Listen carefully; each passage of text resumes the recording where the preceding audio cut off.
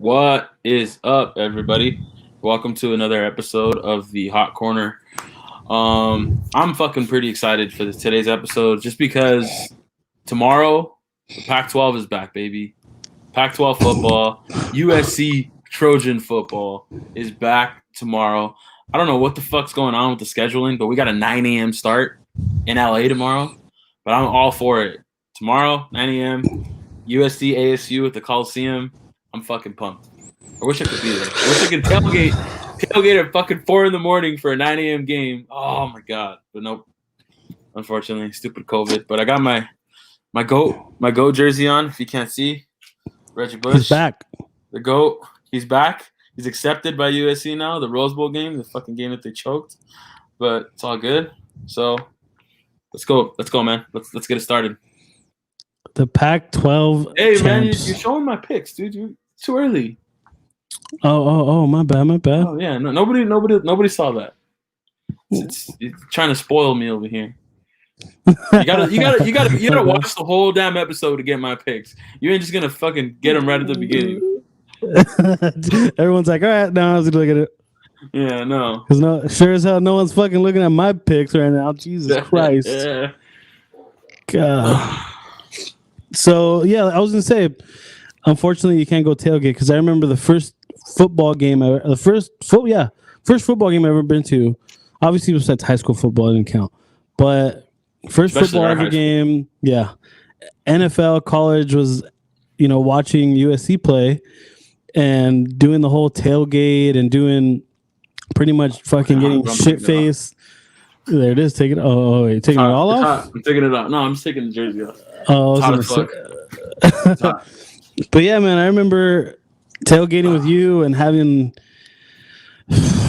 dude. Was it with you? Yeah, it had to have been because I've only been to games with you. I remember we were leaving a USC game, and we're walking. We're leaving the stadium, walking back to the car. I don't know if you remember, maybe because you were a little too drunk too. But I remember we're walking back to the car, and we see this girl. See two girls. We see one girl laying on the bench on her back. I know exactly where you're going with this. And we see another girl. We see another girl who's just looking at her friend like pretty much passed out. Yeah. And as we get closer and closer to these two girls, we can hear like what the fuck is that? Like as we're getting closer, we're literally these fucking girls are all shit faced, like kind of laughing at them.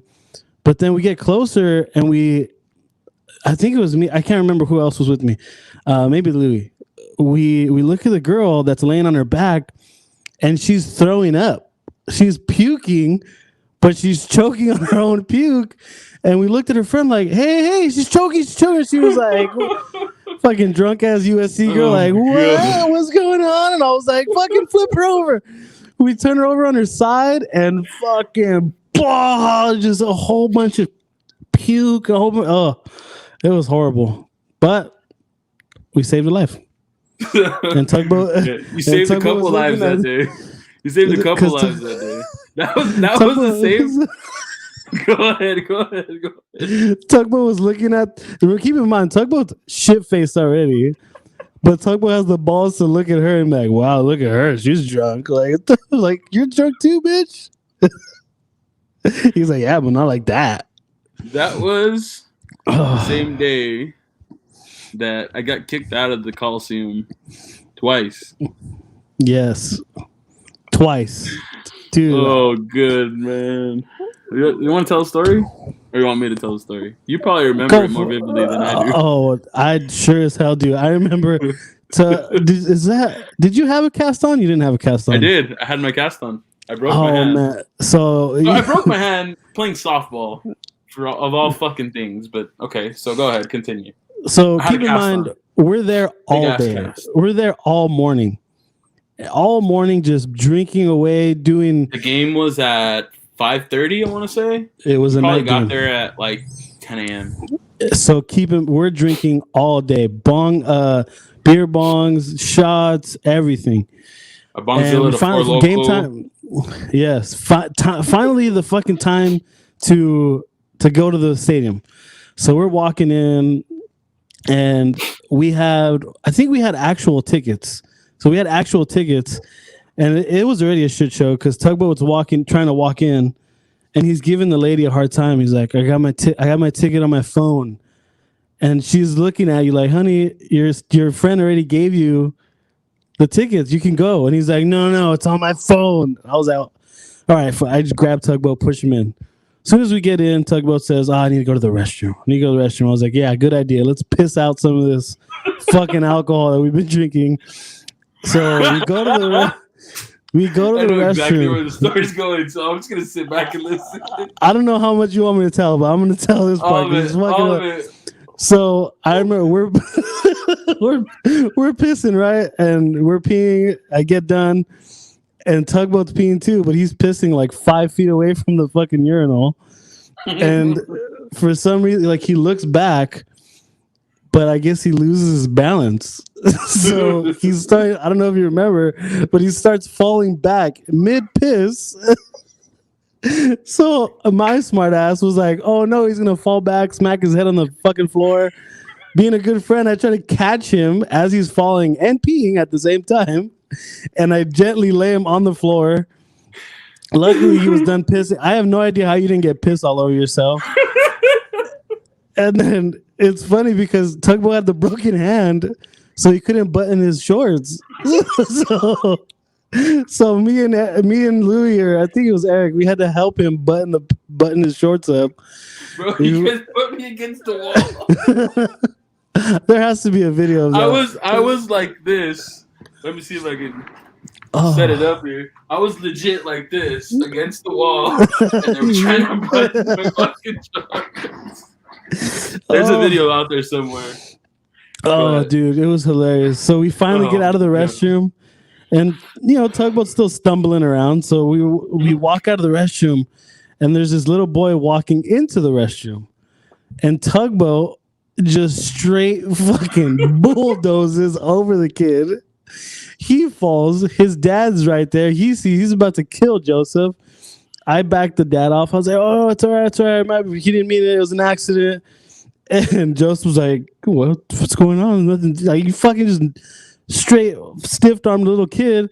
Keep in mind, the dad's like, no, my son just got his cast off. He just broke his arm, and this guy's over here falling all over. I was like, oh shit. I look at the little boy's cast, and I was like, oh fuck, he had like sick ass surgery.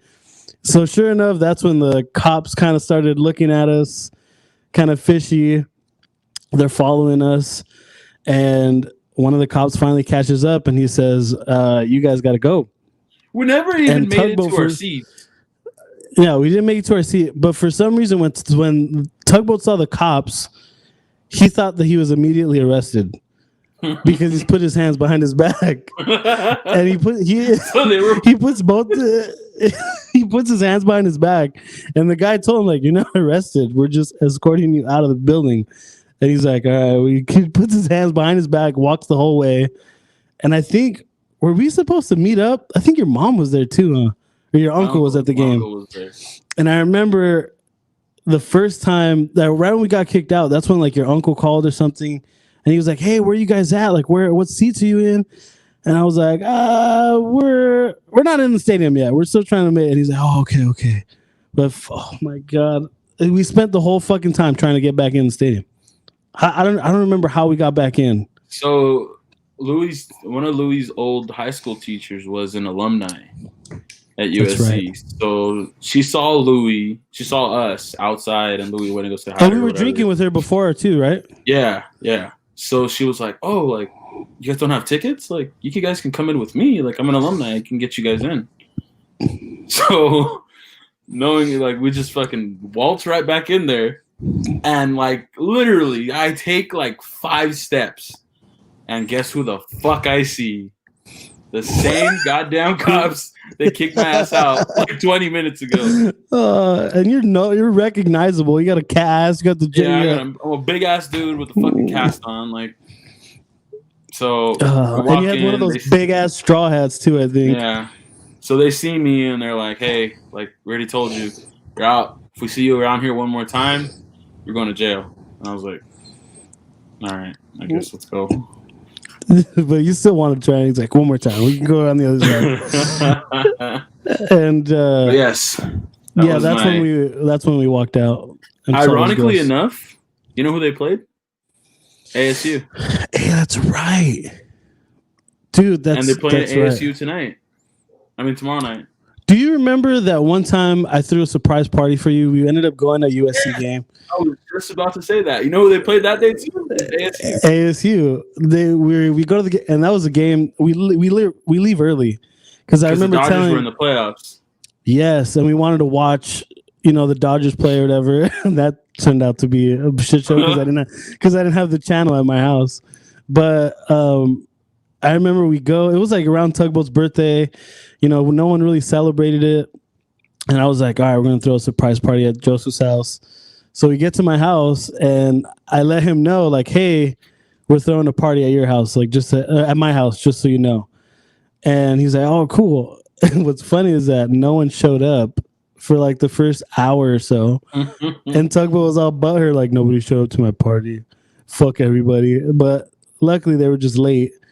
And we ended up listening to the fucking Dodger game. Yeah. Right? On the radio. We're listening to it on the radio. But if you don't remember, that ASU USC game. That was a crazy game. Was the Jail Mary. If you don't remember that, look it up. Oh, man. Just look up USC ASU Jail Mary. Yeah, we looked early. Jael Mary. Jalen Strong went up and caught a Hail Mary that went right through the USC defender's hands. It was nuts to win the game. But yeah, man, ASU USC, some crazy times. It's always crazy times. But we'll see how it goes tomorrow. I know the Trojans are favored, so we'll see. And they're ranked already, right? They're ranked 20? Yeah, we're 21. 21. So I wonder how that works when your team hasn't even played a game yet. Well, look at fucking Ohio State. They're ranked 5, and they haven't played a game. Well, now they have. But that's Ohio State. Penn State, same thing. Fuck off. This is. Do you hate that? Like the other college football world doesn't really respect the Pac-12. They don't respect the Pac-12 anymore.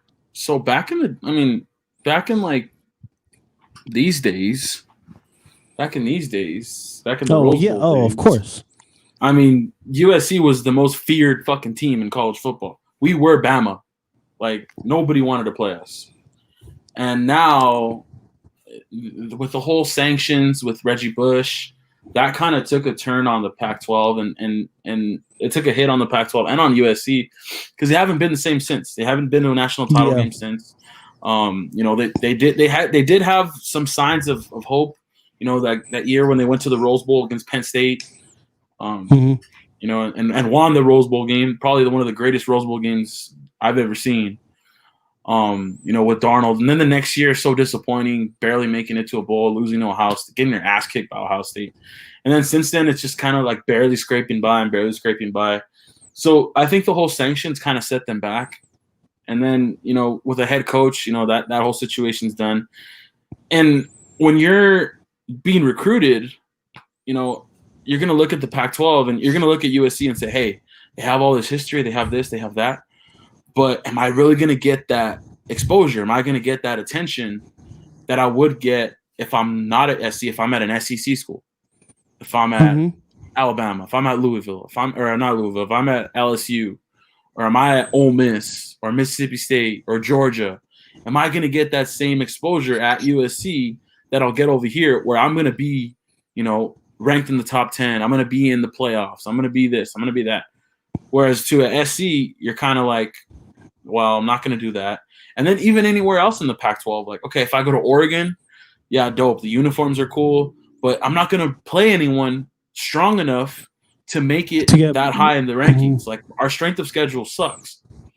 So now I feel like that's kind of taking a turn because Oregon just won the Rose Bowl last year. They're competitive. They're ranked in the top 15. USC's in the top 20. I feel like it's slowly coming back, especially now that all the sanctions are gone. I feel like now SC is going to slowly return to that, not powerhouse, but that top 10 school. And once SC's at that top 10 school, then the whole Pac-12 just gets up because they say, all right, hey, we got to beat those guys. So we need to get better. We need to fucking we need to recruit better. We need to do this. We need to do that.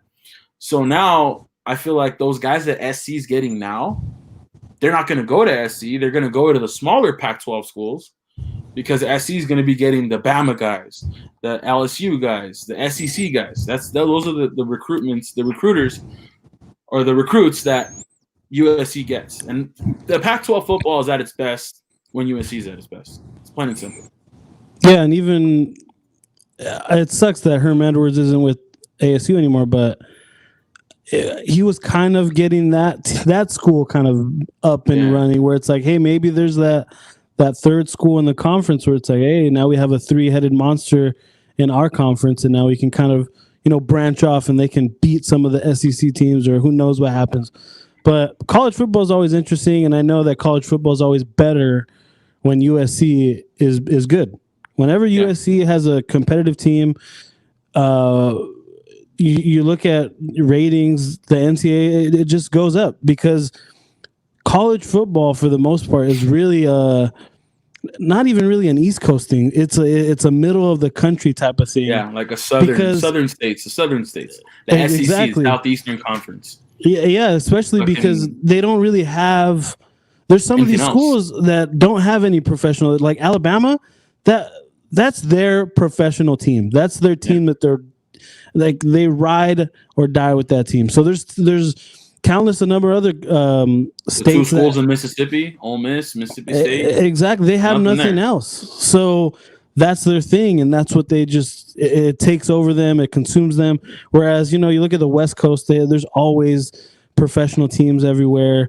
You look at the East Coast, there's always professional teams over there. So hopefully, USC shows up and has a great season. Who knows if they can climb the ranks and maybe make a run to the playoffs? Who knows? But I know there's probably not enough games in their schedule to do that. But it's going to be it's a tough road for USC to make it to the.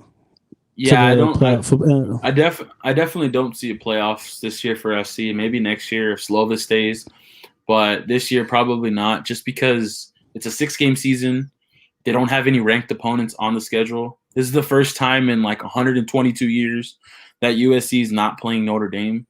I mean, that's usually that's one of the biggest rivalries in college football history. Wow, it's not being played this year. Yeah, 122 years, nuts, right? That is crazy. But yeah, so like I said, 6-game season, I don't see that happening. But what I do see happening is them possibly winning the Pac-12 and getting a bid in the Rose Bowl and playing the Big Ten winner, which could be Ohio State if they don't get in. It could be Michigan if they don't get in. Well, Michigan's done. They're not going to get in. It could be Wisconsin. Who knows? Who knows who it's going to be? It could be Penn State again. But I can definitely see that happening. And if I'm not mistaken, I feel like this year to make a bowl game means a lot more because I think, like I said, if I'm not mistaken, they said that the smaller bowl games, they're not going to have them anymore. Yeah, at least for this year. Yeah, they're not canceled for this year. They're not going to have the fucking Las Vegas Tostitos Emergency Bowl. Like, they're not going to have the fucking Charmin Bowl. Like, they're not going to have those bowls. Yeah. So it's basically going to be the playoffs, which is the four big playoff games, the 2 semifinals, or actually 3 playoff games, the 2 semifinals, and then the national title game, which I'm not sure where it's being played at this year. And then we have the New Year's Six. Those are, obviously big bowls that you want to get to: the Rose Bowl, the Cotton Bowl, the Sugar Bowl, the Tostitos Fiesta Bowl, the you're killing me here. The Orange Bowl. One more. Oh, how did I forget the Orange Bowl? There's one more. Let me see if I can pull this up. Rose Bowl, Cotton Bowl, Sugar Bowl, Tostitos, Orange Bowl. So you said Rose Bowl, Orange, Fiesta, Sugar Bowl, Cotton Bowl. The Cotton Bowl. That's one. There's one more. There's one more. What is it? There's a whole bunch of lists right here, but it's just look at the Pinstripe Bowl. No, type in Cheez-It Bowl. Oh, New Year's 6. New Year's 6 bowl games. Oh, and the 6th one is Citrus Bowl. The Citrus Bowl. Peach there Bowl. It is. Oh, the Citrus or 4, Peach 5, Bowl? 6. Oh well, I think they have 7 here. Oh, okay. But I It's think. the Peach Bowl. The Peach Bowl is where Oh Georgia no, you're plays. right. Peach Bowl. Peach Bowl. Peach Bowl. Yep, you're right. So Peach Bowl. peach, cotton, rose, Tostitos, orange, and sugar. So those are the big bowl games you want to get to if you're not obviously playing in the national title game. So who knows, man? It is what it is. We'll see what happens. Play the cards you're dealt. Go win a Pac-12 championship and move on and see Pac-12 champs, baby. I agree. So I don't know if you want to get to it now, but I remember you were saying something earlier before we started. Is that you had a question or something? Maybe we can transition into that. Perfect. So we're transitioning to the NFL, right? Yep. All right. So let's go ahead and get started then. So here we go. I don't know if you're ready for this. So I saw a conversation on another sports talk show about this, and I wanted to get your opinion on it because I find it very interesting. So here we go. Is Tua Tagovailoa an experiment? Oh. Now, before you finish, or before you say anything, let me tell you why. Okay. The Dolphins have the Texans' first-round pick this year. The Texans are 1-6. So as of right now, that's a top 5 pick.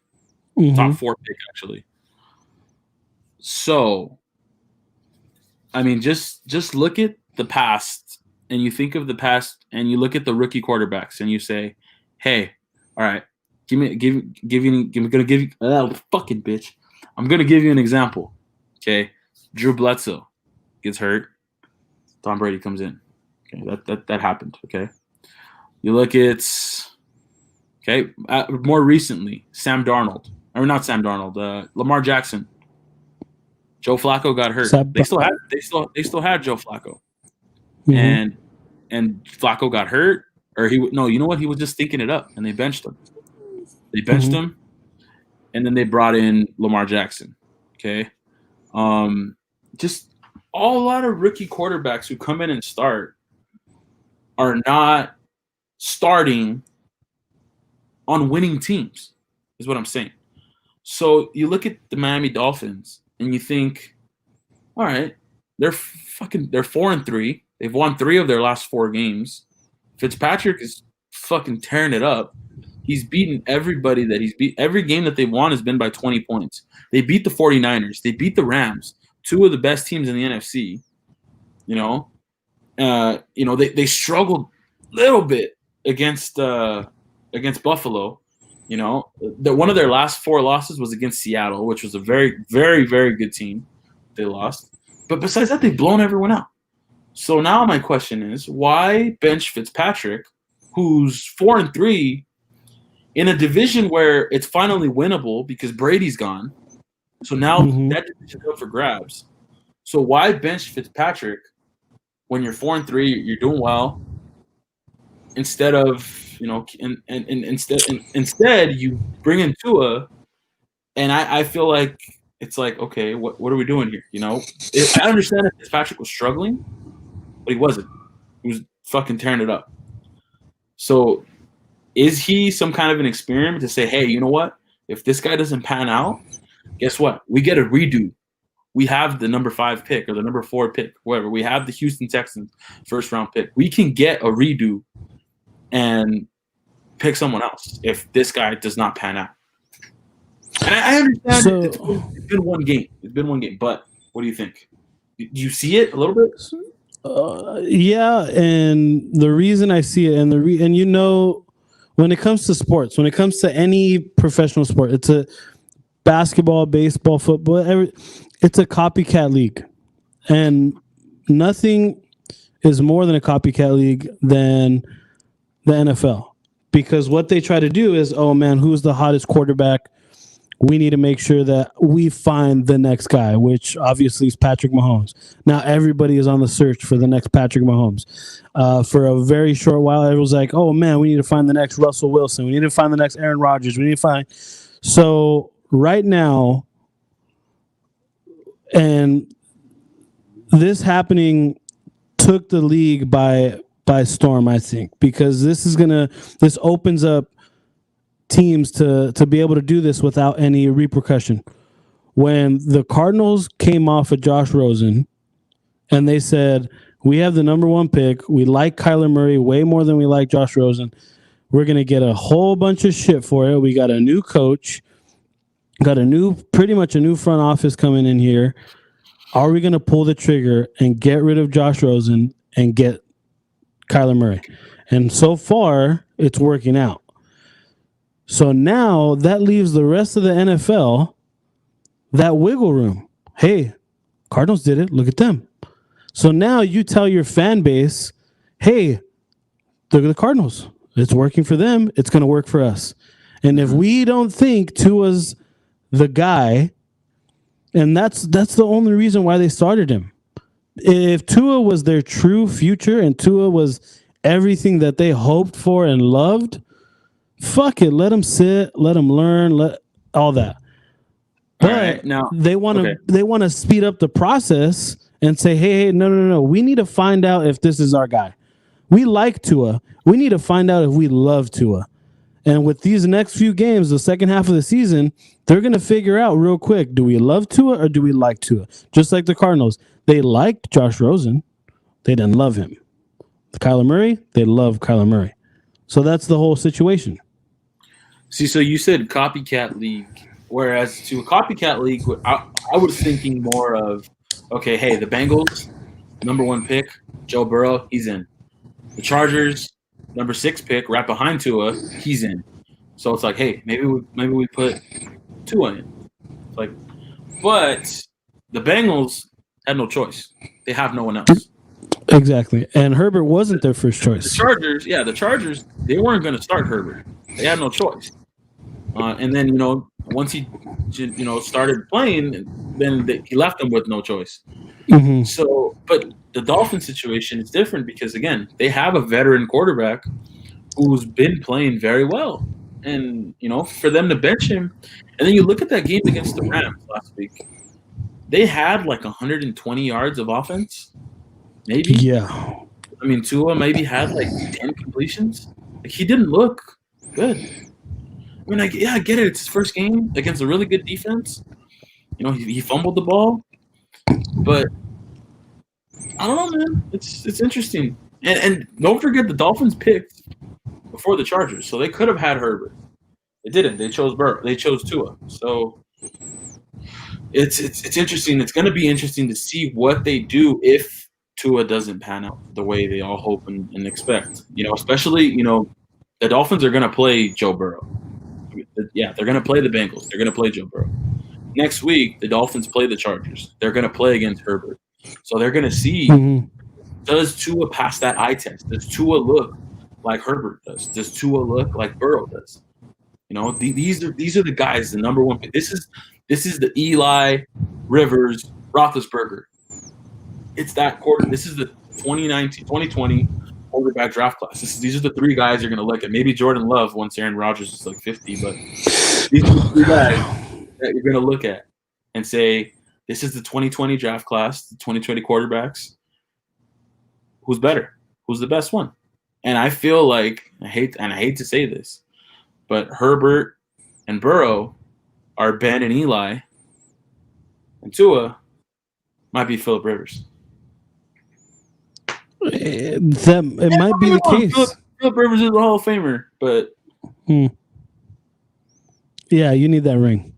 Yeah, especially nowadays. But see, But that's why they're doing it. That's why they rolled him out there. They didn't roll him out there because, oh man, all these other rookies are starting. We need to roll out our rookie. They started him because they need to know if he's the legit guy for their team, and if he's not. I like it. If I'm a GM, if I'm a coach, I need to find out. Like, hey, yeah, man, you look great in practice, but we all know practice and games are different. Like, we've seen so many. Dude, Matt Flynn fucking was amazing during practice. So amazing that when Aaron Rodgers went down, they throw him in there. He had one good game, and the Raiders gave him fucking tens of millions of dollars. And what ended up happening? Nothing. Couldn't do it. Brock Osweiler. he goes. Then Matt Flynn goes to Seattle, and what happens? Russell Wilson happens. So you look at things like that where we need to find out now. We need to find out now because the trajectory that they're going to right now is up, and I guarantee you, if they keep going up and up and up, they're not going to get a chance to have another top 5 pick. So if they screw this quarterback up, God knows how long it's going to take for them to get back to, a top 3, a number 1 pick. And if the Texans keep shitting the bed and the Jets might get lucky here or there and win a game or two, who knows? They might have the number 1 pick. And that's a perfect spot for them to be in. Because if they have the number 1 pick and they don't like Tua, they get a redo. And they trade Tua away for someone that is gonna want him. And I guarantee you there's going to be an NFL team that says, oh, I'm the quarterback guru that can fix him and this and that. And they're going to get a first-round pick for him, and then they're going to go from there. Or if they do like him, hey, now we have a top pick. We can trade it away to get pieces for Tua and to build his team. So right now is the perfect time to do it. So my thing is, if you're a GM and you have a like for the Dolphins, they had number 5 pick. You really going to do that? You're really going to take that chance? I mean, especially not knowing, because when they drafted Tua, DeAndre Hopkins hadn't been traded yet. So the Texans could have been in the playoffs. And then the Dolphins are fucked because they don't have that top 10 pick, top 5 pick. They have a middle of the pack, 18th, 19th, 20th pick. So they don't have that number 1 pick. But why do you think he got rolled out now? Because of the situation that they're in now. Now they can feel the need to take that risk and expose Tua early so they can see how he does. I guarantee you, if the Texans are in it and the Texans are in a playoff hunt, they're probably not going to start him because they want to take care of him and pamper him and make sure it's all perfect for Tua to come in. But now that they have that, they're in a position to get a top 3 pick, potentially a number 1 pick. There's no way like, hey, no, get his ass out there. Let's see what we have here, because we have a chance with our defense, and especially the way the NFL works now is we need a really, really good quarterback on a rookie contract so we can throw money at the defense, throw money on the offensive line, and we can go from there and win a Super Bowl. That's the best way to win a Super Bowl. Quarterback on a rookie contract. That is the key to winning a Super Bowl. Kansas City just proved it to you. Quarterback on a rookie contract. They paid all these other guys. They paid their offensive line. Look what happens. They win a Super Bowl. And those of you might think, oh, what about Tom Brady? He took pay cuts. He not just took pay cuts, he restructured his contract to get signing bonuses, to get his money up front, to stretch out his contracts in different ways, so that way the team had flexibility to keep him safe on the offensive line, to give the ball back to him with the good defense. That's how it works. So and especially, you look at the Miami's head coach. Where did he come from? He came from the Bill Belichick tree, where it's all about defense. It's all about building an offensive line for your quarterback and then going from there. And I guarantee you that's exactly what he's doing. He wants to figure out if he has the right guy, so that way he can start pumping money into the defense, because right now their defense is good, but they're filled with veterans who are they're on their way out. And they need younger guys that are going to be up free agency, guys that they can draft high, like with that Texans pick. So the reason why he's out there right now is because they need to find out, do we have a Super Bowl winning quarterback that we can, pump money into the defense with, or do we need to restart this and get, who knows, Trevor Lawrence or whoever else is out there, and see where they go from there. So it's going to be interesting to see, especially when the season's over.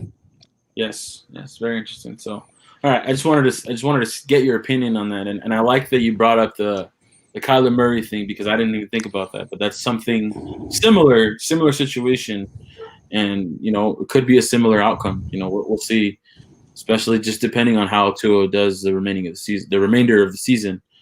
And then not only that, but how ironic, Tua plays Kyler Murray this week. So That's going to be interesting to see too. Yeah. So we'll real see how quick, that goes. before we jump into bets and all that stuff, you brought up yesterday when we were watching the game, and I think it was a little bit towards the end of the game. You were talking about how the league is trying to extend an extra team into the playoffs. So they're trying to go with Yes. 8 team. Well, before the season started, they went with adding the 7th team. That's permanent. That's for sure.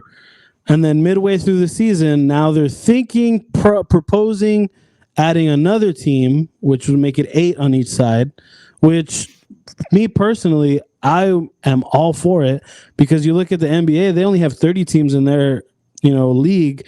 NFL has 32.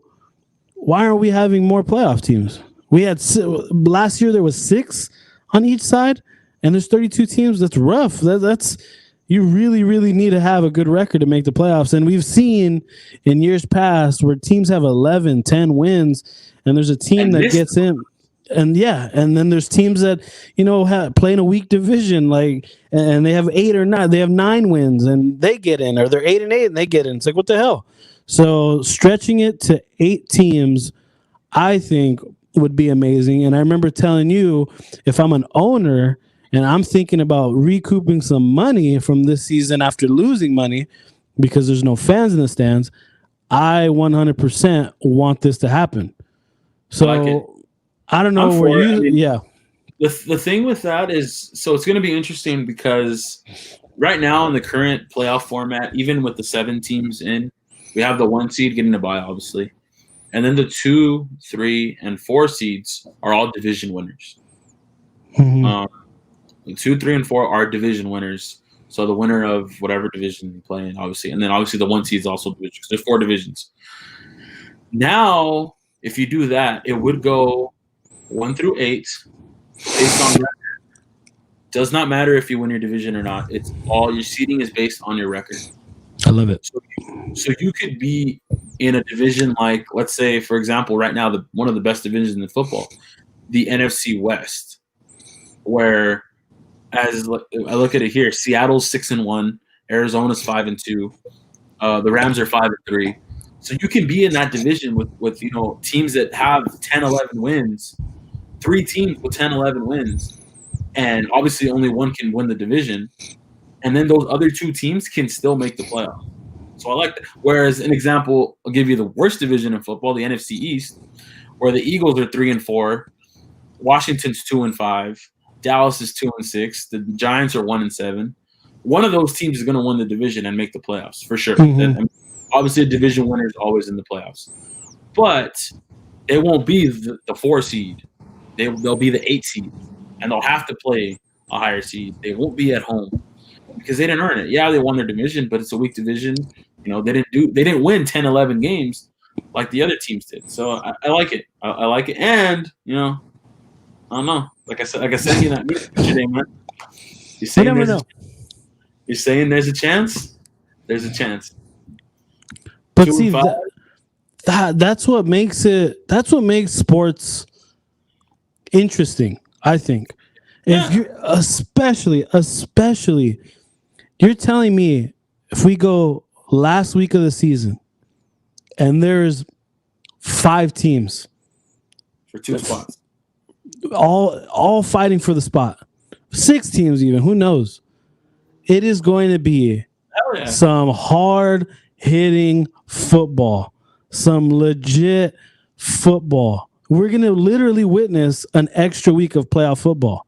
Yep. Because usually when you have 6 teams in the playoffs, all right, boom, there's all these teams win their division. All right, that's it pretty much. You got this team's out, this team's out. Everybody's out. Everybody's out. And it's like, all right, week 17, you know what? MVP, possible MVP, you're not going to play because we're not making the playoffs, so it's okay.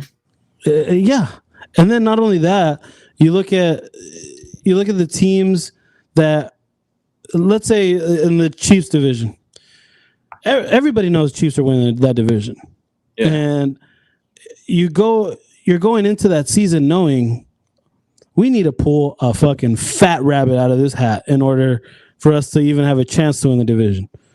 Now it's like, all right, you know what? We don't need to win the division. as long as we play good football and we win some games, we're going to be in it. And that's all you can ask for as a player, as a coach, as a GM, as an owner, is to give my team a chance. And I know all those different people have, different things in mind, but the one thing that they do have in mind is either keeping their job or money. Because if a quarterback can make their team into the playoffs, definitely they're going to make more money. Same thing for the rest of the team. If their coach can get their team into the playoffs, guess what? You buy yourself another year, my friend. A GM, if my team that I built gets into the playoffs, you bought yourself another year. And if I'm an owner, if my team makes the playoffs, guess what? More money for me. And that it's super important. I don't understand why they haven't. This is barely starting. I know it's the pandemic and people are more flexible with, changing the rules around. You saw it in the MLB, saw it in the NBA, where guys, for some reason during this pandemic, owners are willing to, stretch out these rules or be more flexible with these so-called, bylaws that we've stand by for hundreds of years, however long. So I'm for it. I want to see it. I'm excited to see who's going to get in there. If they approve it. So the league just proposed it this week. So obviously the owners have to vote on it and stuff. And then the NFLPA's got to vote on it. But definitely, I don't see why the NFLPA would vote against it. That's an extra paycheck. Yeah, but I'm definitely excited to see that. One more thing before we get into the bets, and then I wanted to ask you this. This is off topic. It's not football related, baseball related. Go for it. So obviously we just had a World Series. We had a playoff bubble. And we had the World Series at a new. Easy there, man. Gotta crack my neck. We had the World Series at a neutral site. So now Major League Baseball wants to keep the expanded playoffs, which I'm cool with. I like the 8 seed, but I want to see something different with the number 1 seed getting a bye or something. I don't know. But they want to keep the expanded playoffs, but they want to make the World Series like the Super Bowl. So Major League Baseball is contemplating this. Rob Manfred, jackass, is contemplating making the World Series like a Super Bowl. So like World Series week, where it's at a neutral site.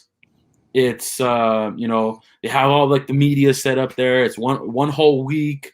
People can go and travel. It's at a weather friendly city. Whether it's in a dome or it's on the West Coast in October.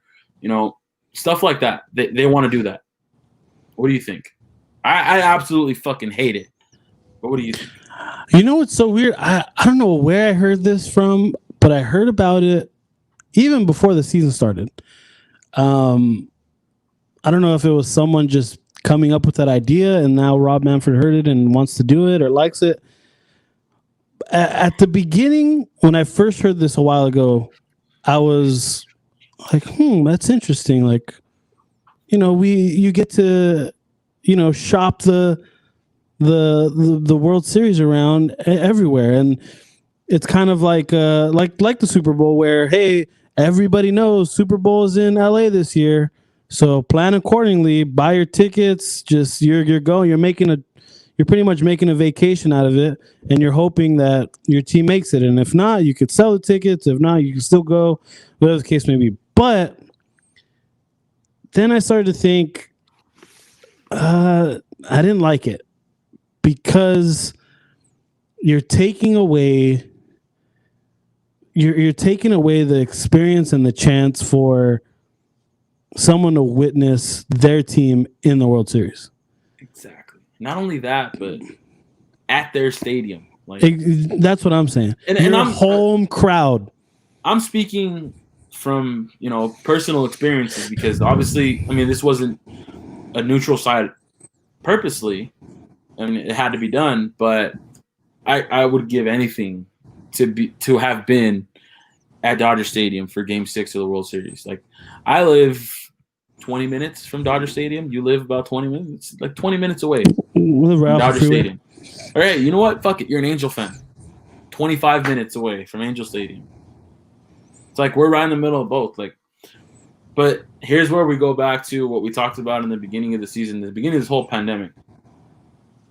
People, like, let's say the World Series is in, I don't know, Toronto because there's a dome. Or maybe not Toronto. Let's say it's in, where else is there a dome? Oh, Florida. The Marlins Park. It's in Miami. Marlins Park. All right, cool. Marlins Park, World Series. And it's between, let's say it's between perfect Angels and Dodgers. It's like, what the fuck? You know, like, people in Miami are not going to want to go see that game. Like, yeah, it's the World Series, cool, but I'm not going to spend $400 or $500 on that. Because, again, we talked about this at the beginning of the season. Nobody can sit there and watch baseball games when it's not your team. Like, it's really hard to do. But you know, if it's a Super Bowl, like, I'm in. Fuck yeah. Like, I don't care who the fuck's playing. My ass is watching it. If I get a chance to go, you bet your ass I'm going. Like, yeah. But baseball, it's different. Like, no one's going to do that. So, what do you think? You know, I agree with you because you know why it's different?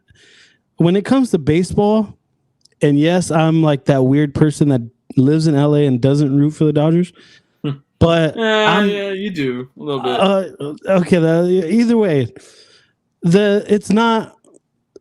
People like me aren't really out there a lot in LA. If you live in LA, you throw a rock anywhere, you're gonna hit a Dodger fan, no matter what.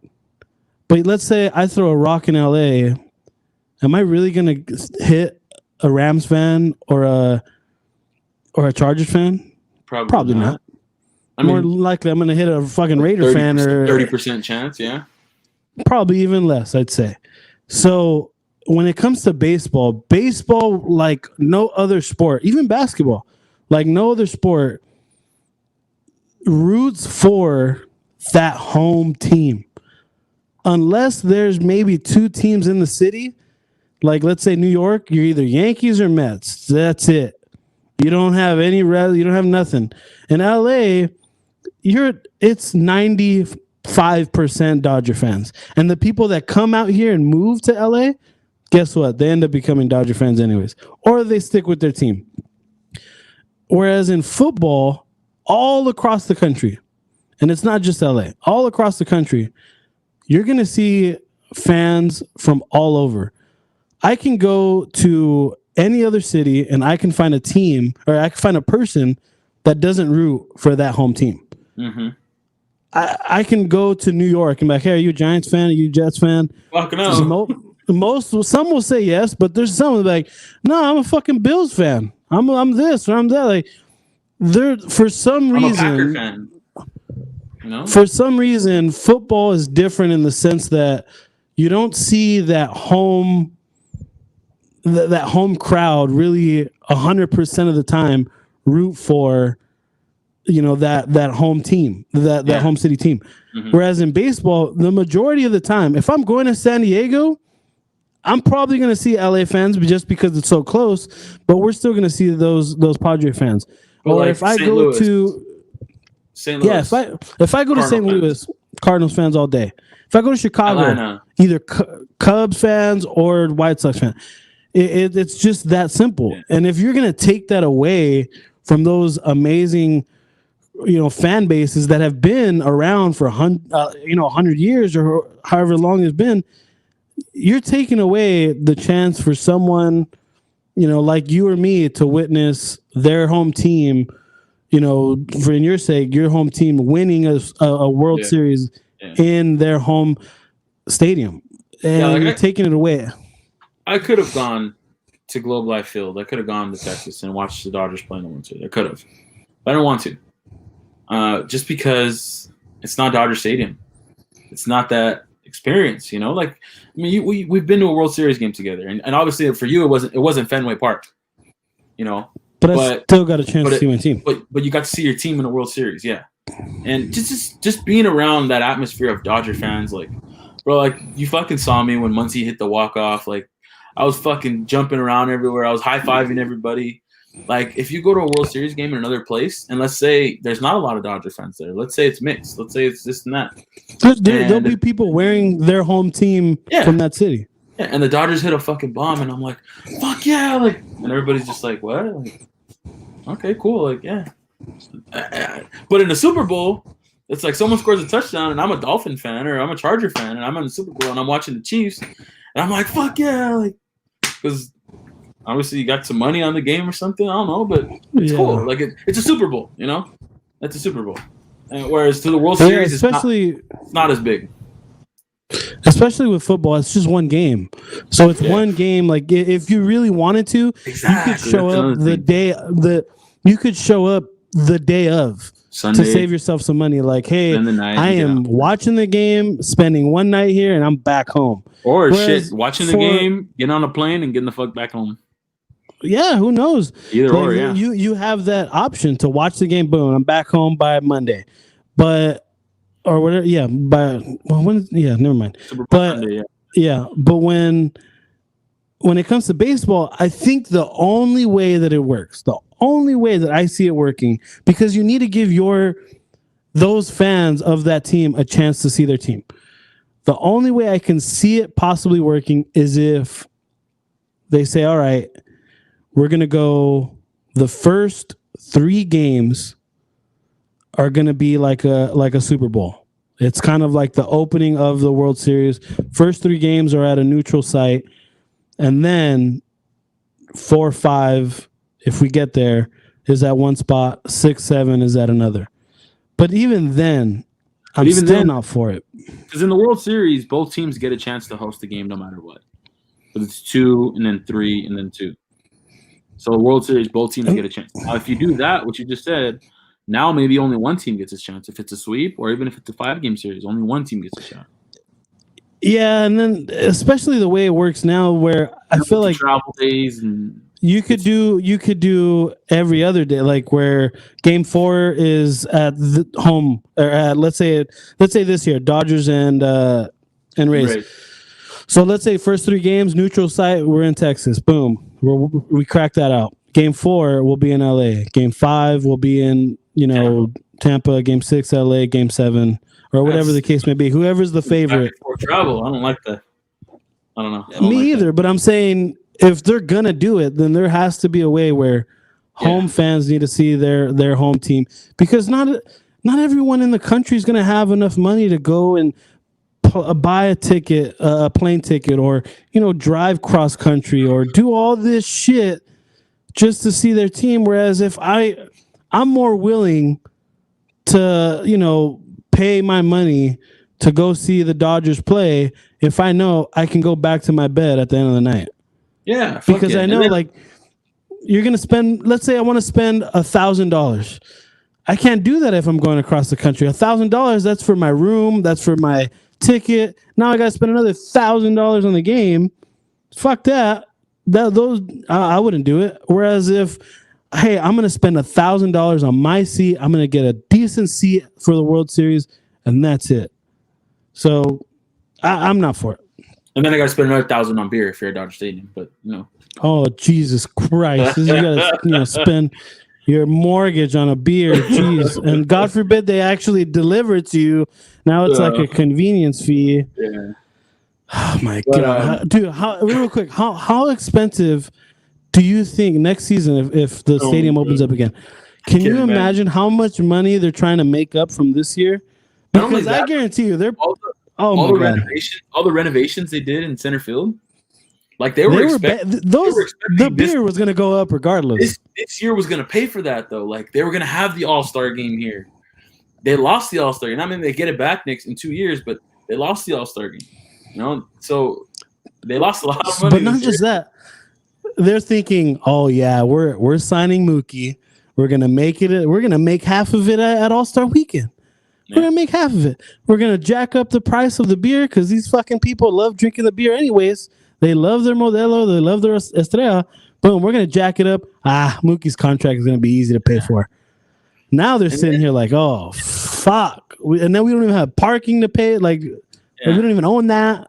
Yeah. And then there's always that little thing that this is the last thing that bugs me about this whole neutral site thing. So just imagine, let's say a World Series between the Giants and the Yankees at Dodger Stadium. Like there's just that thing of like I can't fucking or put it in your situation where we have the Yankees and the Giants at Fenway Park. Like I don't want any other team celebrating on my field. Not only that, like I've seen it twice. Fuck off. But I can't imagine the Giants. I can't imagine the Giants celebrating the World Series at Dodger Stadium. Like, or just imagine the Yankees celebrating the World Series at Fenway Park. Yeah. No, thanks. And it's, oh my God, the Yankees already fucking love it when they win in Fenway against the Red Sox. I can't imagine if they were to win a World Series in Fenway, they'd trash the fucking clubhouse. Yeah, no. Oh man, yeah, no thanks. I don't like it. I'm not for it. I'm out on it. No, thank you. Alrighty, so now it's time. Now, if you've been listening long enough, if you've been listening to us rant, you've earned it. Now it's time for the hot corner bets. So I go first this week. Chris is gonna post our record from the first half of the season. From the first half of the season, the first 8 weeks of the season. But I'll let you guys know right now. I am 16-7-1. Chris is 14-10. Hey, Chris had a little setback last week at 1-2. Man, I should have been 3-0, but for some stupid reason, my team just loves to blow fucking double-digit leads. They have the case of the Falcons. Yeah, no, we have the case of the fucking Chargers. This is nothing new. This has been happening for a very long time. We just always find a way to lose. Like, you know how teams find a way to win games? Look at, for example, Seattle Seahawks. They've won like 20 games in the past like 5 years by one possession. That's ridiculous. Possession. They've won 20 games by one possession. Whereas I know, and I hate it. I hate it. The Chargers have lost like fucking 20 games by one possession in the last like 2 years. Like, it's just like, what the fuck? You know, there's the teams that find a way to win, and there's the teams that find a way to lose. Oh, like that? Yeah. The Chargers are the team that finds a way to lose, and it's fucking annoying. But guess what? I'm still here. I'm always gonna be here. You know, it is what it is. You know, I may fucking cuss them out. I may say I'm not a fan of them anymore. I may say, you know, I said this last week. I should have been a Seahawks fan. It hurt my heart, but the Seahawks are, you know, very near and dear to my heart. I think they're the second best team in football. But let's go. My picks. First one off the board, the Seattle Seahawks, of course. -3 on the road in Buffalo. I like it. Russell Wilson, MVP this year. I mean, DK Metcalf is unstoppable. That defense is finally getting Jamal Adams back. The Bills are struggling. I like the Seahawks to win that game on the road. And then we have the Vegas Raiders taking on the Chargers for the first time this season. The Las Vegas Raiders travel to possibly their fucking second home stadium, SoFi Stadium. Without fans, thank God, because I don't want to see a fucking black hole in our stadium.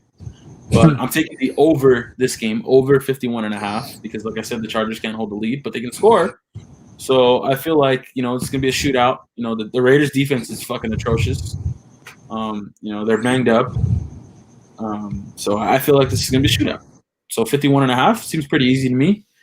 And then the last game, I'm taking the Chiefs -10.5 at home against Carolina. Yes, Carolina's getting McCaffrey back. Yes, the Chiefs don't have Chris Jones this week. He's on the COVID list. I don't give a fuck. Chiefs are the best team in football. Mahomes is the best football player on earth. Chiefs -10.5. Done. Okay. And again, this is one of those weeks where, you know, you can easily go 3-0 or you can go 0-3, and it's pretty close. But I shouldn't be talking because I am choosing some pretty shitty teams this week. And if you look, I am picking two teams that don't even have a winning record. But you got the Falcons taking on the Broncos.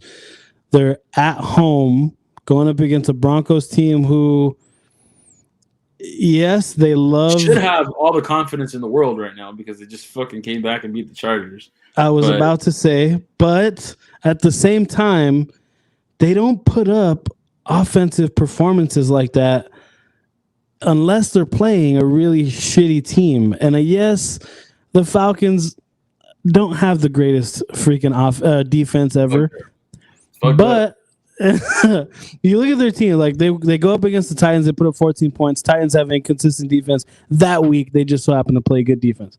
They play the Steelers, they put up 21 points, not bad. They play against the Bucks, they put up 10. They play the Jets, they put up 37, 18, 16, and then last week they put up 31. So you look at an offense that's inconsistent, a defense who is, yes, the most consistent part of their team, but you look at the Falcons, they finally got a win under their belt. You know, they have that monkey off their back. You have a guy in Matt Ryan who can sling the ball still. You can't knock him. You have Julio Jones on his side. Calvin Ridley is still questionable, but you still have an offense that can put up points. And when you go up against a team that struggles to get points on a consistent basis, I think that's when you're going to have a situation where the Falcons, where they're going to pull off a win just because of the inconsistency of the Broncos. You look at the Giants, they're taking on Washington this week. This is another team. You know, they string together good drives, but they can never finish with a touchdown. They always get a field goal. They always get themselves out of field goal range and end up punting the ball. The Redskins are very inconsistent, just as inconsistent as the Broncos when it comes to putting up points. And you look at the Giants. You look at what they're looking at. Their defense right now is riding hot. Their defense is scheming the shit out of these games. You know, what they did against the Bucks. You look at the guys on the Giants defense. On paper, not a bad team on paper. No, not at all. But you look at what they've been doing this year on defense. It's more of the offense that hasn't been complementing the defense. You know, when you have a bad offense, 3 and outs, yeah. The defense is obviously going to be susceptible to getting scored on, giving up a big play. But not only is the defense finally riding hot, the Giants' offense is finally getting their stride. They have a new offensive coordinator. They have a new coach. They lost their running back. So there's a lot of hurdles that they went through. So now you look at they're finally finding their identity. They're finally finding their stride. They're finally getting going on offense. They're putting up drives that actually end in touchdowns or end in some kind of points. So I think that the Giants, yes, they aren't looking too hot, but at the same time, they're playing against a team that has a shaky offense as well. I got the Giants winning this one. And then lastly, Bucks taking on the Saints. First time they played, the Saints pulled one out and they won. And you look at what the Bucks have been doing in their defense. Like I told you before we even started the show, the Bucks defense is legit. Bucks defense is no joke. They are 100% the real deal. And when you go up against a defense the first time like the Saints, everyone's kind of new. And it was week 1. Yeah, it was definitely week 1. You got a new offense. You know, you got guys that were, you know, no preseason, no time to, you know, to gel, to get comfortable with each other. Now they've gotten a whole half a season with each other. They're comfortable with each other. They know what to expect from one another. They're gelling. They're gelling. It's that simple. And you look at what the Saints have been doing. They've been struggling. And yes, they might be winning. They get Michael Thomas back. And sometimes Lambo is back. Okay, but like I said, sometimes a guy like that can answer all your problems. But when you have a quarterback who has been really, really scared to throw the ball past 5 yards, and yes, that's been Drew Brees' thing these past few years is, really checking it down and not giving these big plays. But Michael Thomas coming off injury, obviously this defense is going to keep an eye on him. They're going to make sure that the run game is nothing. Even the week 1, you look at Kamara, he didn't really do much. And the Bucs offense is really got Antonio Brown coming. Yeah, they came back playing against the Giants, but they schemed them well. So I definitely got the Bucks. If you're someone that can, buy some points on this game, I'd do it. I'm probably going to do it as well. By the half. I'd probably get the half, maybe a point and a half, just to maybe get Maybe 3 push. push out of it. Same thing with the Giants. Not even the Giants. I think they're going to win that game. Falcons, same thing. If you want to buy some points and take it down to 3, I'd do that. And I know what's crazy is that there's some people who bet, and we can kind of talk about this a little bit. There's some people who bet, but they don't know exactly all the ins and outs of betting. I've been talking to some guys where they're not even comfortable betting the halves, like first half, second half, which those are this season betting first half, second half. Those have been money for me this year, just especially second halves, because second halves are a little bit easier. You finally get to see the feel of the game. You get to see the tempo of the game. You get to see what's going on. If there was an injury, now I got to jump on this. So there's different ways that you can place bets. Like, obviously, yes, we're going straight with, wins, losses on the games and the points, or now we're, spreading it out to overs. But I think, getting people more informed on how to bet, because there's so many different ways. There's prop bets that you can do. Yeah. It's crazy. I don't know. I'm trying to think of anything else that we can kind of give tips on when it comes to betting. You should maybe put like one of those question things on Instagram. Like what questions do you guys have on bets, or what certain type of questions, or what certain type of bets do you want to ask? And then, we can answer your questions. We can either do it on Instagram, or we can do it here live on the show, where we can read your questions and answer them that way. So, I mean, that'd be good. I think that, for those of you who do have some kind of questions on certain bets, like for some reason you still don't understand a round robin. I finally figured it out. I figured it out. Okay. So it took me about, I think it was like week 3, I think. I figured it out earlier, but I was like, I don't know. I'm kind of scared to do it because you have to put a little bit more money up front. Yeah. But it pays out. It's a better payout in the sense that you have more chances to win. Yes. Whereas if I put a 3-team parlay or a 4-team parlay, I am locked in on that 4. I'm locked in on a 4. But if you do round robin, let's say you do a 6-team round robin, you have a chance to win the 6-team parlay. Let's say the 6 doesn't hit. Maybe you have a chance to win the 5-team parlay. Maybe the 5 and the 6 don't hit. You have a chance to win the 4-team parlay. So you have better chances to win. Mm-hmm. Especially when you're doing parlays. Yes. And if you're that guy that's like, what the fuck, man? I always miss it by one team. I always miss it by one team. Then round robin is the safer bet for you. Go. Yeah. Yep. So yeah, those are our bets. Chris is on the board. Mine's been on the board. Again. One last thing, bro. And I love betting this. We are 7 weeks away from the NBA season. Isn't that nuts? Like, it feels like the season ended a month ago. It did end a month ago. And now we're 7 weeks away from a fucking tip up. I'm for it. I'm here for it. I love it. There's going to come a point in time where we get to bet football and basketball again.